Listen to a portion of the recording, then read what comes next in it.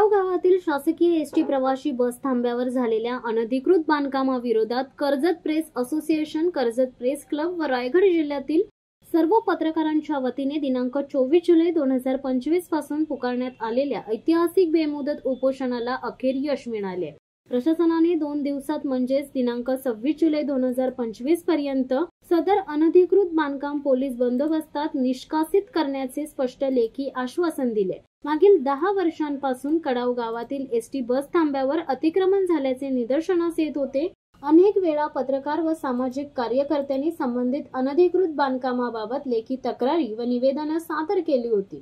शासकीय कागदपत्रांची पूर्तता, जागेची छाननी आणि पाहणी यानंतरही संबंधित बांधकामावर कोणतीही कारवाई होत नव्हती। त्यामुळे अखेर पत्रकारांनी थेट कृतीचा निर्णय घेत बेमुदत उपोषण पुकारले। दिनांक 24 जुलै 2025 रोजी सकाळी 10 वाजता कडाव ग्रामपंचायत कार्यालयाच्या आवारात पत्रकारांनी बेमुदत उपोषण सुरू केले। उपोषणाच्या 4थ्या तासानंतर ग्रामसेवक प्रेमसिंग गिरासे, सरपंच करुणा पवार, कर्जत एसटी आगाराचे आगार व्यवस्थापक दयानंद मोरे, महादेव पाले, ग्रामपंचायत सदस्य सुभाष शिंदे, हर्षद भोपतराव व कर्जत पोलीस स्टेशनचे सहाय्यक पोलीस निरीक्षक बरोटे यांच्या उपस्थितीत संवाद झाला। यावेळी ग्रामपंचायतीच्या वतीने दिनांक 26 जुलै रोजी पोलीस बंदोबस्तात सदर अनधिकृत बांधकाम हटवण्यात येईल असे लेखी आश्वासन देण्यात आले। या आश्वासनानंतर पत्रकारांनी तात्पुरते उपोषण स्थगित करण्याचा निर्णय घेतला।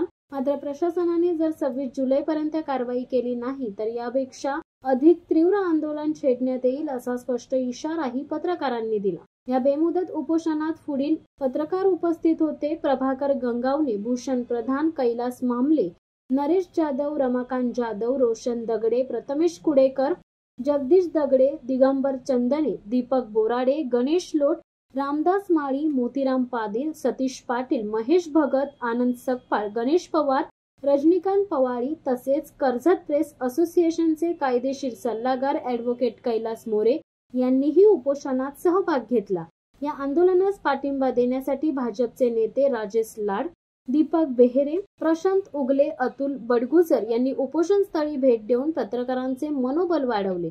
पत्रकारांच्या एकजुटीच्या आणि सत्तेसाठीच्या लढ्यामुळेच प्रशासनाला नमते घेऊन निर्णय घ्यावा लागला, हे या ऐतिहासिक उपोषणाने अधोरेखित केले।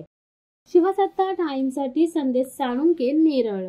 दे धडक बेधडक वृत्त देणाऱ्या आपल्या शिवसत्ता टाइम्स न्यूज चॅनलला लाल बटन दाबून सबस्क्राईब करा आणि बेल आयकॉनला क्लिक करायला विसरू नका।